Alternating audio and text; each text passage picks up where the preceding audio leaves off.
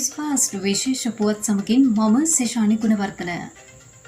හුංගම police වසමේ වාඩිගල රන්න ප්‍රදේශයේ නිවසක් තුළ අද අලුයම කාලයේදී පුද්ගලයෙක් හා කාන්තාවක් කපා කොටා ඝාතනය කිරීමේ පුවතක් වාර්තා වනවා. මෙලෙස මිය ගොස් ඇත්තේ අවුරුදු 28ක් වූ රන්න ප්‍රදේශයේ සහ තිස්සමහාරාම ප්‍රදේශයේ පදිංචිකරුවන් බවයි පොලිසිය පවසන්නේ. මියගිය තරුණයා තම මිතුරෙකුගේ නිවසේ සිය අනියම් බිරිඳ සමග රැඳී සිටියේදී මුහුණු ආවරණය කරගත් 5 දෙනෙකුගෙන් පමණ සමන්විත කණ්ඩායමක් නිවසට ඇතුළු වී තියුණු ආයුධ වලින් පහර දී මොවුන් දෙදෙනා ඝාතනය කර තිබෙනවා. ඝාතනයට හේතුව මෙතෙක් අනාවරණය වී නොමැති අතර හුංගම පොලිසිය වැඩිදුර විමර්ශන සිදු කරනු ලබනවා. නවතම තොරතුරු එසැනින් දැනගන්න අපගේ නිවුස් ෆාස්ට් YouTube චැනලය සබ්ස්ක්‍රයිබ් කරන්න.